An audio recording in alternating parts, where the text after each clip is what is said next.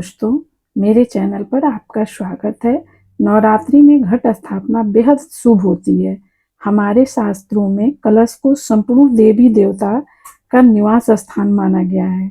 घट स्थापना से आप अपने पूजन स्थल पर सभी देवी देवताओं का आह्वान कर सकते हैं, जिससे आपकी सभी मनोकामनाएं पूरी होंगी। वास्तव में जो घट या कलश है, उसमें सभी देवी देवताओं का आह्वान किया जाता है। इससे 33 कोटि के देवी देवताओं का निवास स्थान भी माना गया है। देवी देवताओं के अतिरिक्त कलश में चारों वेदों, पवित्र नदियों का भी आह्वान किया जाता है। शास्त्रों में कलश के मुख पर भगवान विष्णु, कंठ पर भगवान शंकर और जड़ यानी कलश के निचले स्थान में ब्रह्मा जी का स्थान बताया गया है। साथ ही कलश के ऊपर जो नारियल रखा जाता है, यह देवी लक्ष्मी का प्रतीक माना जाता है। घट स्थापना में जौ का भी अपना धार्मिक महत्व है। हिंदू धर्म में इसे धरती पर उपजने वाली पहली फसल माना गया है। मान्यता है कि यह फसल देवी जी की द्वारा ही धरती पर प्रकट हुई थी, इसलिए देवी जी के साथ जौ बोकर उसकी भी पूजा की जाती है। पूजन स्थल पर इसको स्थापित करने से आपको और आपके पूरे परिवार को सभी देवी देवताओं का आशीष मिलता है और घर में सुख समृद्धि का वास होता है। इसलिए घट स्थापना को बेहद शुभ एवं लाभदायक माना गया है। कुछ लोग नवरात्रि में केवल कलश स्थापना करते हैं और जौ नहीं बोते। घट स्थापना के दो भाग होते हैं।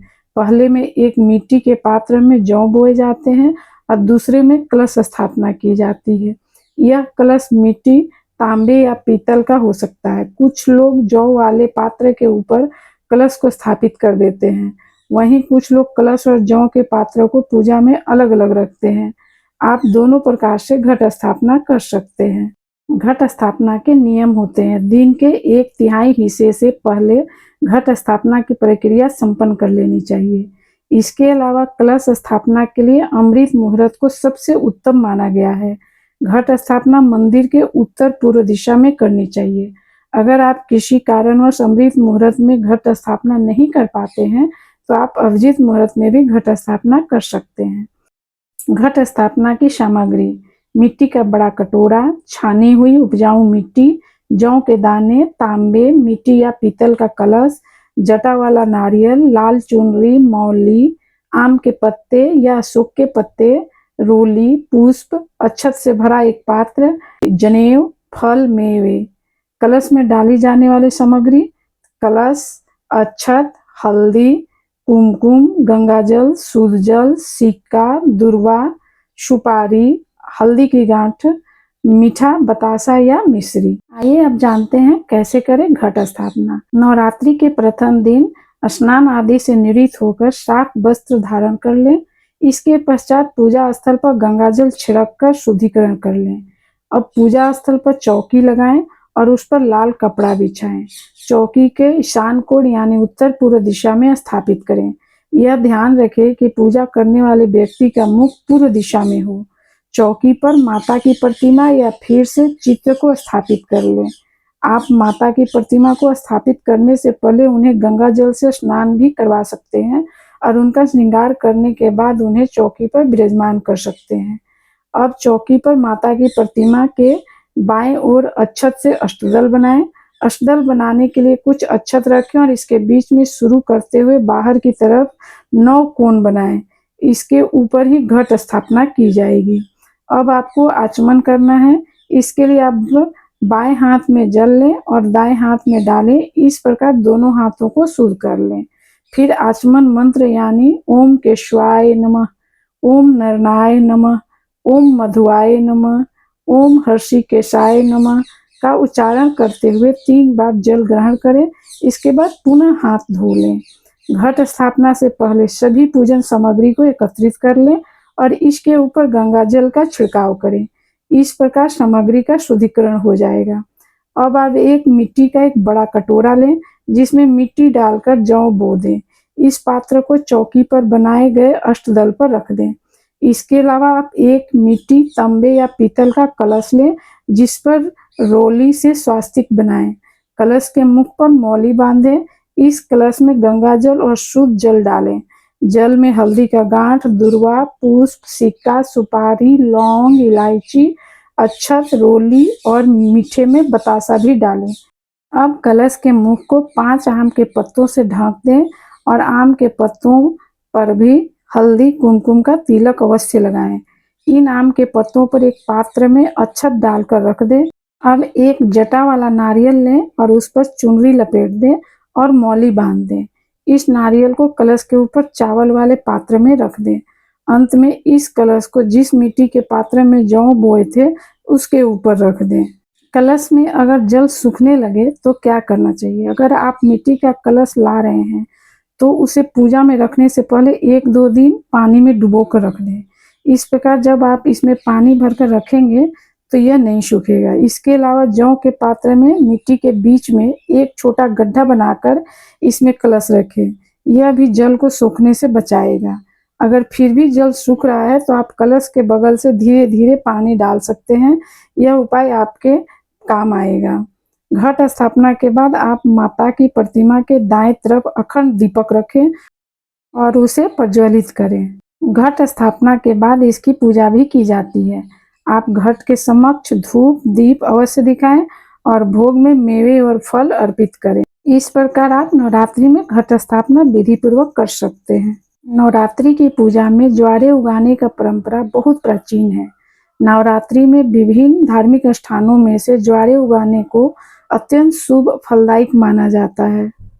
पुराणों के अनुसार सृष्टि के आरंभ में सबसे पहले उगने वाली फसल जौ ही थी। हिंदू धर्म में इसे पूर्ण फसल की मान्यता दी गई है। अतः हर धार्मिक कार्य में इसका उपयोग शुभ माना गया है और नवरात्रि में भी देवी जी की पूजा में ज्वारे उगाने का विधान है। इसके अलावा ग्रंथों में बताया गया है कि अन्न का हमेशा सम्मान करना चाहिए। ज्वारों की पूजा करके हम अन्न के प्रति भी अपने सम्मान को व्यक्त करते हैं। इन सभी कारणों से नवरात्रि के दौरान जौ बोने का बेहद शुभ एवं महत्वपूर्ण माना गया है। ज्वारे उगाने के लाभ भी बहुत हैं। नवरात्रि में जौ बोने से माता अपने भक्तों पर अत्यंत प्रसन्न होती है, उन्हें अपना आशीर्वाद देती हैं। ज्वारों का हरा भरा होना एक शुभ संकेत माना जाता है और इससे घर में सुख शांति समृद्धि का वैभव प्रवेश होता है। ज्वारे उगाने से घर के काम में आ रही रुकावटें भी दूर हो जाती हैं। इसके साथ ही जौ बोने से परिवारजनों पर भी माता की कृपा बनी रहती है। ज्वारे उगाने की अब विधि के बारे में जानते हैं कि ज्वारे कैसे उगाए जाते हैं। जौ बोने के लिए मिट्टी का एक बड़ा सा गोल पात्र लें और इसे रात भर के लिए पानी में भिगो दें। पात्र के अलावा जौ को भी रात भर के लिए भिगो दें। यह ध्यान रखें कि पानी के ऊपर तैरने वाले जौ का प्रयोग बोने के लिए ना करें। घट स्थापना के समय पात्र के अंदर एक स्वास्तिक बनाएं। इस पात्र के अंदर मिट्टी डालें। मिट्टी को पहले छानकर उसमें से कंकड़ पत्थर हटा दें। मिट्टी के बीच में गेहूं के दाने डाल दें और पूरी मिट्टी में जौ के दाने डाल दें। कई जगहों पर जौ और गेहूं के साथ साथ साबुत मूंग भी डाली जाती है। अब जौ के ऊपर फिर से मिट्टी डाल दें। इसके बाद मिट्टी को सींचना होगा। इसके लिए जल में गंगा जल मिला लें और हाथ से पूरी मिट्टी में इसका छिड़काव करें। यह ध्यान रखें कि जल की मात्रा ज्यादा ना हो जाए। इसके पश्चात मिट्टी के पात्र में मुख पर रोली बांध लें। इस पर फिर से स्वास्तिक बनाएं। इस पात्र में मिट्टी को समय समय पर सींचते रहें। साथ ही इस पात्र की नियमित रूप से पूजा अवश्य करें। पूजा करते हुए इसे तिलक लगाएं और धूप दीप दिखाएं। इस विधि से आपके ज्वारे हरे भरे होंगे और आपको माता का आशीष मिलेगा। नवमी के दिन इसे बाकी पूजन सामग्री के साथ माता का ध्यान करते हुए विसर्जित करें। यह माँ दुर्गा के 9 रूप हैं जिनकी पूजा नवरात्र के 9 दिनों में की जाती है। नवरात्र शक्ति की साधना का पर्व है। यह ऐसा समय है जब हर साधक संसार की सभी तामसिक ऊर्जाओं को छोड़कर सभी माँ दुर्गा की साधना में खुद को मग्न रखना चाहता है। नवरात्रि के पर्व में शक्ति स्वरूपा माँ दुर्गा की मन से की गई उपासना से साधकों के हर कार्य सिद्ध होते हैं और आपकी पूजा से प्रसन्न होकर माँ दुर्गा आपकी हर मनोकामना को पूरा करती है। यह साधना शुरू होती है नवरात्रा के प्रथम दिन से, जब माँ दुर्गा के साथ ही माता के प्रथम रूप माँ शैलपुत्री की पूजा भी की जाती है। माँ शैलपुत्री की पूजा के लिए सामग्री माँ शैलपुत्री की प्रतिमा या तस्वीर, सफेद रंग के पुष्प, सफेद रंग की मिठाई। यदि आपके पास माँ शैलपुत्री और माँ के अन्य रूपों की तस्वीर उपलब्ध न हो, तो आप माँ दुर्गा की ऐसी तस्वीर ले सकते हैं जिसमें माता के 9 स्वरूप दिखाई दे। अगर वह भी संभव न हो तो माँ दुर्गा की प्रतिमा या तस्वीर भी उपयुक्त है, क्योंकि माँ दुर्गा में ही उनका हर स्वरूप निहित है। नवरात्रि प्रतिपदा तिथि को सबसे पहले सुबह उठकर स्नान करें और माँ भगवती और माता शैलपुत्री की पूजा के लिए लाल या पीले रंग के स्वच्छ वस्त्र धारण करें। इसके बाद पूजा स्थल को ठीक से साफ करके गंगा जल से शुद्ध करें। मंदिर को अपनी रुचि अनुसार सजाएं। अब इस स्थान में चौकी स्थापित करें। इस बात का ध्यान रखें कि चौकी को पूर्व दिशा में स्थापित करें। यह इस तरह से हो कि माँ दुर्गा और माँ शैलपुत्री का मुख पश्चिम की ओर हो और पूजा करने वाले का मुख पूर्व दिशा की तरफ हो। अब मुहूर्त के अनुसार पूजा विधि शुरू करें। सबसे पहले चौकी के सामने एक साफ आसन बिछाकर बैठ जाएं। जल पात्र से अपने बाएं हाथ से दाएं हाथ में जल लेकर दोनों हाथों को शुद्ध कर लें। अब स्वयं को तिलक करें। सीधे हाथ में जल लेकर स्वास्ति मंत्र का उच्चारण करें। अब चौकी रखने वाले स्थान अर्थात जमीन पर सिंदूर, हल्दी और अक्षत में से किसी एक का उपयोग करके स्वास्तिक बनाएं। इस पर चौकी की स्थापना करें और चौकी पर लाल वस्त्र बिछाएं। इस चौकी को गंगा जल से पवित्र करें। इस पर बताए गए दिशा के निर्देशों के अनुसार माता की प्रतिमा या तस्वीर स्थापित करें। इसके बाद माता के सामने चौकी पर दाईं और बाईं तरफ अक्षत के अनुसार 2 अष्टदल बनाएं। ध्यान रखें कि माता के दाएं तरफ अष्टदल पर कलश की स्थापना की जाती है और बाएं तरफ के अष्टदल पर दीपक रखा जाता है। यह करने के बाद सबसे पहले दीप और धूप जलाएं। सर्वप्रथम गणेश जी का आह्वान करने के लिए एक पान के पत्ते पर गणेश जी को और माता के बाएं तरफ स्थापित करें। इन पर गंगा जल का छिड़काव करें। ओम गंग गणपतये नमः मंत्र का 5 बार जाप करते हुए श्री गणेश को कुमकुम, हल्दी, अक्षत, फूल, फल आदि चढ़ाएं। दाईं ओर के अष्टदल पर कलश स्थापना करें। मिट्टी या तांबे के कलश में शुद्ध जल भरें। इसमें गंगा जल की कुछ बूंदें मिलाएं और कलश के उभार पर हल्दी कुमकुम लगाकर इसके मुख पर लाल कलावा बांधें। अब 2 लौंग, 2 सुपारी, 1 हल्दी की गांठ, अक्षत, 2 इलायची और 1 सिक्के को सीधे हाथ में लेकर कलश में डालें। यदि इनमें से कुछ सामग्री आपको नहीं मिल पाई हो तो आप शुद्ध जल में सिर्फ सिक्का और चावल डालकर भी कलश स्थापित कर सकते हैं। इसके बाद अष्टदल रूपी आम के पत्तों को हल्दी कुमकुम लगाकर इस कलश के मुख पर रखें। अब नारियल पर लाल चुनरी लाल वस्त्र के कलावा की मदद से लपेट लें और इसमें कलश पर रखें। इसके बाद नारियल पर हल्दी कुमकुम अक्षत अर्पण करें। घट स्थापना के लिए सबसे पहले एक मिट्टी का बड़ा कटोरा लें। उसमें साफ गीली काली मिट्टी भरें। अब उसमें जौ या गेहूं जो आपके पास उपलब्ध हो वो बो दें। घट पर हल्दी और कुमकुम लगाएं, कलावा चढ़ाएं। इसे अंजलि की मदद से पानी डालकर सींचें। अखंड ज्योत के लिए एक दीपक में घी या तेल लेकर दीपक जलाएं। इसमें एक आवरण से ढकें। ध्यान दें कि नवरात्रि के दौरान प्रज्वलित यह ज्योत लगातार जलती रहे।